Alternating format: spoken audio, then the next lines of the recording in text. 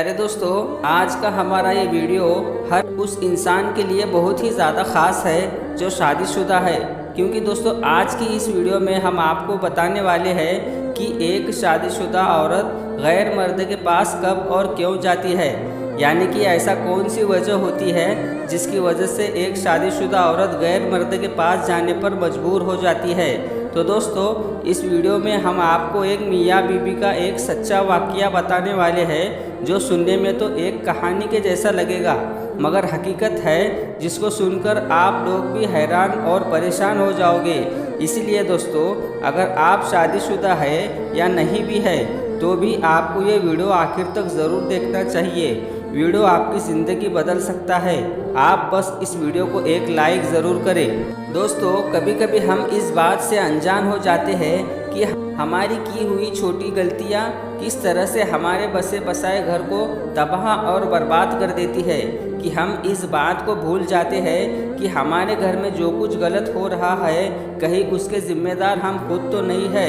दोस्तों हम आपको हमारे एक दोस्त का वाक़या बताने वाले हैं जिसको सुनकर आप लोग हैरान हो जाओगे। हमारा एक दोस्त है जिसका नाम शौकत है। उसने अपना एक सच्चा वाक़या हमको बताया है, जिसको सुनने के बाद हमें लगा कि वह वाक़या आप लोगों को शेयर करना चाहिए, कि जो कुछ हमारे दोस्त शौकत भाई के साथ हुआ है वह कहीं आप लोगों के साथ ना हो जाए। दोस्तों शौकत भाई ने हमको बताया कि एक रात हम मियाँ बीबी सो रहे थे। अचानक आधी रात को मेरा फ़ोन वाइब्रेट करना शुरू कर दिया। मेरे मोबाइल की स्क्रीन लाइट ऑन हो चुकी थी। ये सुनकर मेरी आँख खुल गई और मैंने अपना मोबाइल उठाकर देखा तो देख लिया शबनम का कॉल था।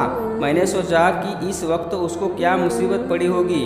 मैं कुछ बड़बड़ाते हुए अपना फ़ोन उठाया और उसकी कॉल को काट दिया और एक व्हाट्सएप पर मैसेज टाइप किया कि इस वक्त मैं आपसे बात नहीं कर सकता हूँ, मेरी बीबी मेरे पास सो रही है। मैसेज सेंड करके शबनम के जवाब का इंतज़ार करने लगा। थोड़ी देर बाद मेरे मोबाइल की लाइट फिर से ऑन हो गई और मैं समझ चुका था कि शबनम का कॉल जवाब आ चुका था। कि मैंने देखा तो शबनम ने लिखा था कि बहुत ज़रूरी बात है, थोड़ी देर के लिए आप अपने बेडरूम से बाहर आकर बात कीजिए। यह देखकर मैं जल्दी से अपने बिस्तर से उठा और आहिस्ता से बिना कोई आवाज़ किए अंधेरे में अपने हाथों को टटोलने लगा और अपनी चप्पलों को ढूंढने लगा और धीरे धीरे से आगे बढ़ा और कमरे का दरवाज़ा खोला। बाहर की लाइट चालू थी। दरवाज़ा खोलने से हमारे कमरे में हल्की सी रोशनी हो चुकी थी। मैंने पीछे मुड़कर देखा कि कहीं मेरी बीवी जागी तो नहीं। जब मैंने अपने बिस्तर पर अपनी नज़र डाली तो बिस्तर बिल्कुल खाली पड़ा था, यानी कि मेरी बीवी तो बिस्तर पर नहीं है। यह देखकर मैं बहुत हैरान हुआ और सोचने लगा आखिर आधी रात को मेरी बीवी कहाँ चली गई। ये देखकर मैंने मन में कई तरह के सवाल उठने लगे। मैं बहुत हैरान और परेशान हो गया और जल्दी से बाहर निकलकर सीधा अपने किचन की तरफ गया। वहाँ जाकर देखा तो किचन की लाइट भी बंद थी। वॉशरूम के दरवाजे तरफ देखा तो वॉशरूम का दरवाज़ा भी खुला हुआ था। अगले 5 मिनट मैंने अपना पूरा घर छान मारा, मगर मुझे वो कहीं भी नज़र नहीं आई। मैंने सोचा उसको आवाज़ लगाऊं, मगर फिर डर गया था कि पास वाले कमरे में सो रही मेरी माँ उसकी आँख ना खुल जाए। मैं हैरान और परेशान था। घर में इधर उधर घूम रहा था। गुस्सा भी बहुत आ रहा था। इतने में मेरा फ़ोन फिर से वाइब्रेट करने लगा। बड़ी ही बेदिली से मैंने शबनम का कॉल कट कर दिया और इधर उधर बीबी को देखने लगा। मेरे दिल में कई तरह के सवाल घूमने लगे थे। मेरी माँ के कुछ दिन पहले कही हुई बातें मेरे कानों में गूंजने लगी थी। मेरी माँ ने मुझसे कहा था कि शौकत बेटा, आजकल तेरी बीवी के चाल चलन मुझे ठीक नहीं लग रहे हैं। वो घंटों अपने कमरे में दरवाज़ा बंद करके पता नहीं किससे फ़ोन पर लगी रहती है। अभी कुछ दिनों पहले ही मेरी माँ ने मुझसे शक का इजहार किया था, लेकिन मैंने उस वक्त इस बात को ज़्यादा गौर नहीं किया था। फिर मेरे दिमाग में एक ख्याल आया कि वह घर की छतों पर तो नहीं चली गई। मैंने अपने दिमाग में सवालों का अंबार लिए घर की छत की सीढ़ियों पर चढ़ने लगा।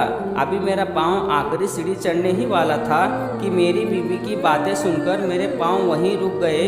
मेरी बीवी किसी गैर मर्द के साथ फ़ोन पर बात कर रही थी और उसको बता रही थी कि मैं उसकी बीवी तो बन गई, मगर उसकी मुझसे बिल्कुल भी दिलचस्पी नहीं है। हमारे दरमियान ज़ोर ज़बरदस्ती का रिश्ता चल रहा है। जब पहली बार मैंने उनको फ़ोन में किसी शबनम नाम की लड़की के गंदे मैसेज पढ़े हैं तो उनको पढ़कर बहुत रोई थी। मेरा दिल किया कि मैं उनसे इस बारे में बात करूं, मगर फिर मैं डर गई कि कहीं बात आगे ना बढ़ जाए और कहीं वो गुस्से में आकर मुझको तलाक ना दे दे। जब मैं सो जाती हूँ तो वो घंटों फ़ोन पर किसी और लड़की से बातें करते रहते हैं। मैं अपने आप को अंदर से कोसती रहती हूँ, मगर मैं इस बात को कितने दिनों तक बर्दाश्त करती।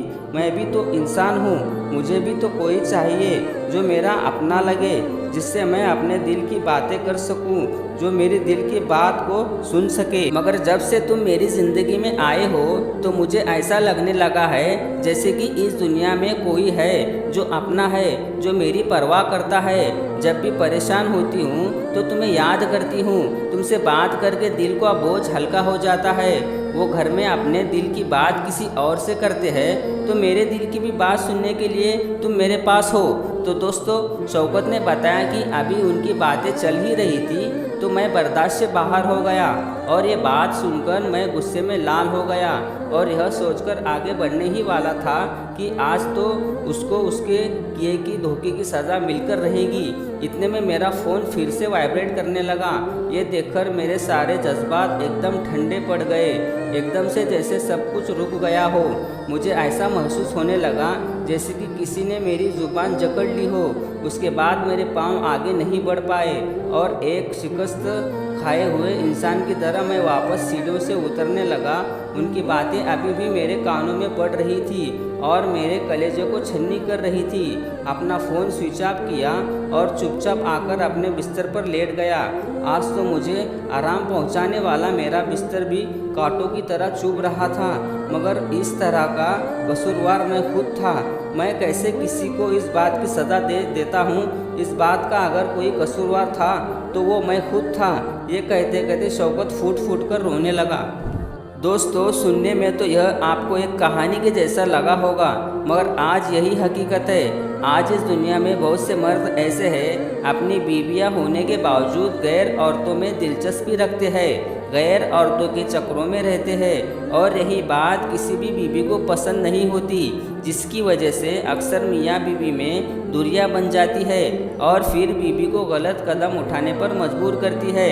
दोस्तों, अगर आप चाहते हो कि आपकी बीवी आपके लिए हमेशा वफादार बनकर रहे तो पहले आप अपने आप को देखिए। कहीं आप खुद तो कुछ गलत नहीं कर रहे हैं, कहीं आप तो किसी और लड़की के चक्कर में नहीं हो। अगर आप ऐसा कर रहे हो तो आप पहले अपने आप को बदल दीजिए। आप अपनी बीवी को वक्त दीजिए, अपनी बीवी से मोहब्बत कीजिए। आपकी बीवी सिर्फ आपकी होकर रहेगी। आप गलत हो और गलत कर रहे हो तो फिर आपकी बीवी भी गलत काम करेगी। यही इस कुदरत की हकीकत है। इस वीडियो को ज़्यादा से ज़्यादा शेयर कीजिए और अपने करीबी लोगों में ज़रूर पहुंचाइए। ये वीडियो को लाइक करके कमेंट में आपकी राय ज़रूर दीजिए।